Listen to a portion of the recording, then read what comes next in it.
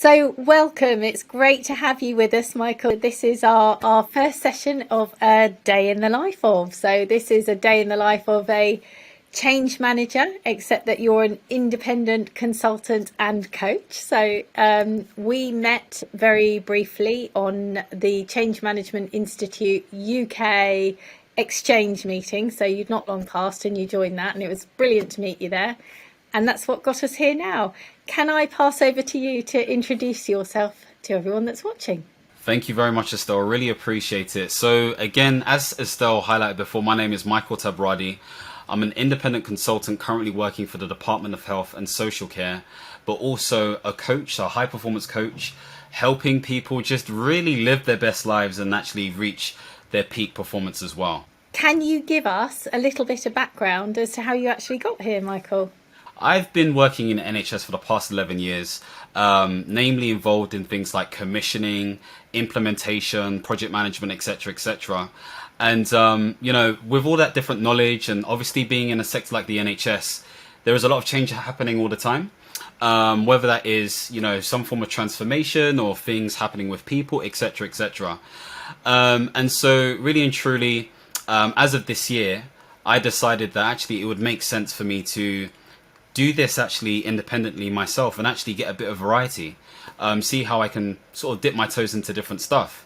And of course, I know we're going to get into the change bit in a bit more detail, but I think everything that I've done has really had some sort of element of change, but there hasn't necessarily been that sort of structure to help me really understand what does this really mean in context of this, or what does this mean in the grand scheme of things. And luckily, I'm going to say, the change management course really helped to give key insights into that, generally speaking. We love hearing that, as you can imagine. So, are you able to point to the elements of it that you're sort of using in your day-to-day world? Of course, of course. So I most notably joined the program back in my previous role. So this was for NHSX as a senior implementation manager. And it was clear that even though we were seen as an implementation team, we dealt with a lot of change, but that wasn't necessarily described. So a lot of the stuff that we really needed to understand was, number one, understanding the key elements of change. Okay, so, thinking about those 7 stages, whether we think that's an accurate model or not, it helped. There was also really understanding how to develop the right sort of strategy and plan in relation to change, which has been really important in terms of, identifying what we're aiming to do, who we're targeting, how we're going to target those individuals, and most notably, what approach was going to be used as well. That was really useful. But I think also what was useful as well, which isn't necessarily the hard stuff, was more around the softer skills. So understanding things around motivation, influence, drive. These are all things I think we take for granted, but when you're dealing with people all the time, especially with loads of people, through some form of transformation, it becomes really wildly useful when you have it at the back of the mind. So to be more succinct, change strategy, change plan, but also the elements around motivation and drive. And how do you find motivating people? Have you got any top tips in that area? I think the best thing to do is to be very good at listening. I know that sounds very basic, but if you can at least allow people to feel like they can express themselves in a safe and psychologically safe environment, then what happens is they feel like they're having a conversation with you. Have you ever had the experience where, people are like, oh, great conversation, but you've said nothing? So it's about creating that space, but also asking the right sort of deep and effective questions that enables that individual to actually feel like they own what they're owning. But that's all just to say that you're picking up this data and information to understand what really and truly drives them, kind of similar to Daniel H. Pink's theory as they talk about in this course, with regards to those 3 different elements. So those are really important, but it's about enabling those individuals to feel empowered to do what they need to do and making them feel heard in their space. So in applying those 3 things, what would be really interesting is to find out what does a day in the life of a change manager look like when you're working within the NHS? That's a very good question. So, as I highlighted before, worked for NHSX, and just to clarify this for people, NHSX are the commissioners for NHS Digital, and effectively what they do is really make sure digital programs are being implemented across England. So, specifically, I was working on the Digital Child Health Program.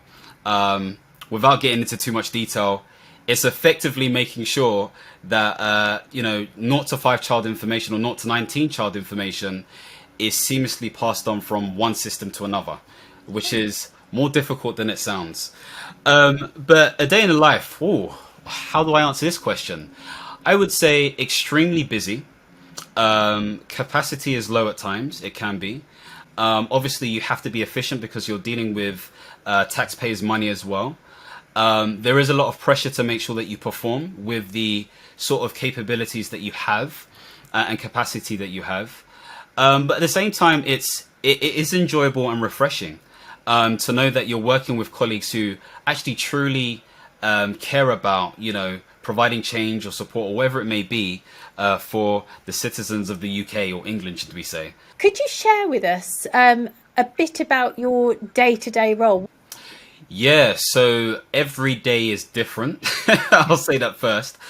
But if we're talking about a rhythm, usually start at like 8:30 with a flurry of different emails relating to a procurement or some sort of policy change, etc., etc.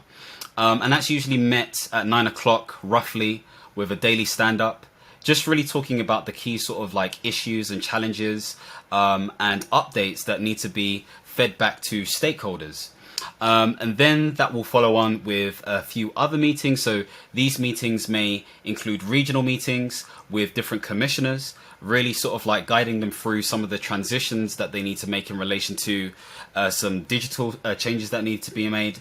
There's also meetings that happen with the regional teams. And so, for example, not even the regional teams, the national team, should I say. And so I act almost like an advisor in relation to the changes that are coming, how they need to prepare themselves, what they need to be thinking about, pointing them to different points of policy that they need to be clear about in order for them to do the change effectively. In addition to that, there are, and this is an occasional basis, I would have presentations that I would present to directors of digital or directors of public health in relation to where we are in terms of our plans as well. And tailing off to the end of the day, and again, this would usually happen at least twice a week, we'd talk about risks and issues and where we're going as well. Previously, we did have a very sort of like 2-week sprint sort of like methodology. But once I did the change management course, it became apparent that actually that needed to change up a bit because our function was slightly different to a more sort of specific, a hard delivery, program sort of like model as well. So that's pretty much how that works for me. And then at the end of the day, I'm trying to resolve queries as best I can. And in the mix of all of that, there is some sort of planning and strategy that happens in relation to the next session or meeting. Wow, that definitely sounds like a busy diary. And I've got a question for you, Michael, which is a tough one, putting you on the spot. Let's go. When have you felt the most satisfied that you've turned somebody's opinion round from this to that, and how did you do it? So it must have been commissioners. So to be abundantly clear, they were in a situation where they were dealing with huge issues around managing information with regards to child health. And they weren't convinced that any changes would happen from a digital standpoint because there was this whole perception of it being slow, possibly outdated, it's not going to work, etc., etc. And through a series of intense presentations over months, weeks should I say, rather than months, I think that's more accurate, I was able to get them to see the light.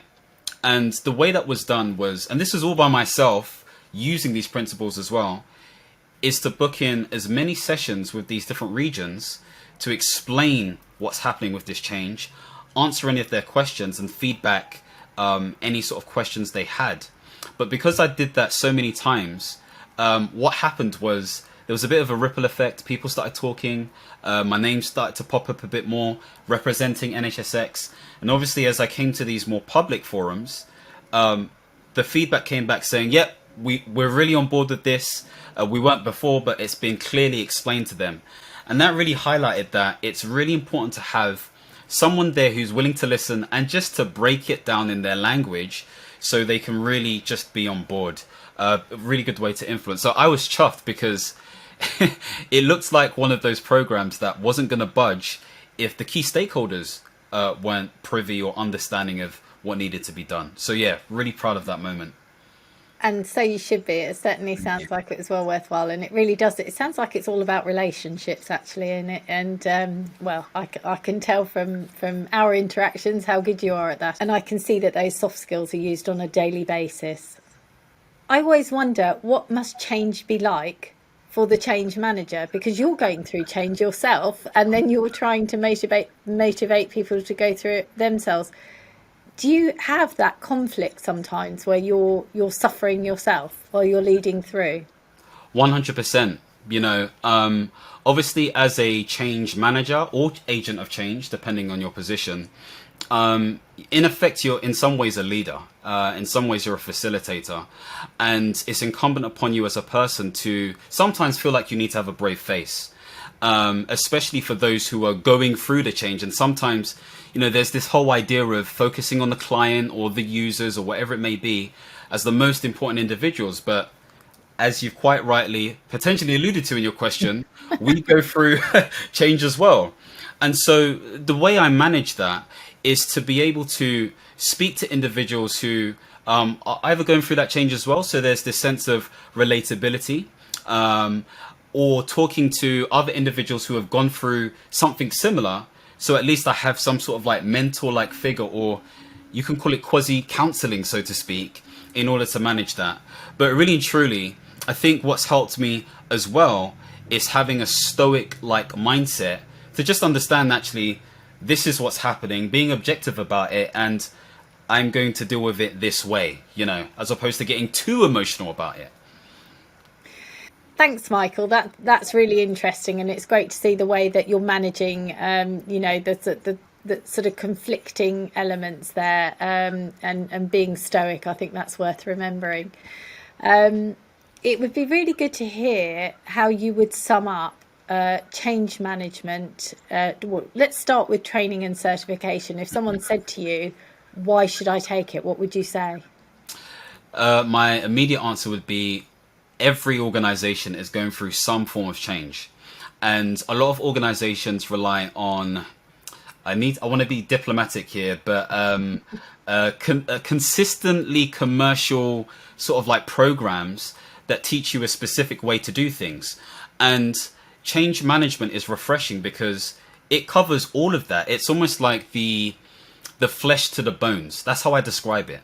So if you really want to understand how to, I guess, like really influence a big transformative project or program or whatever it may be, it's important to understand the theory and principles and practices of change to do that competently.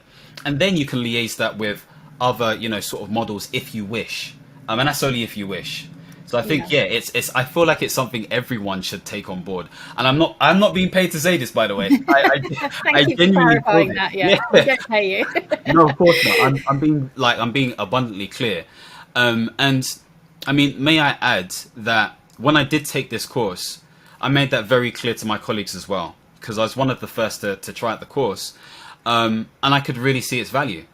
And I think it's because of that unique situation where they talk about the softer personality, intrinsic understandings of change, just internally as a human being, but also how that relates into more of an organization-wide systemic sort of model, bound by specific tools and models that you can actually use.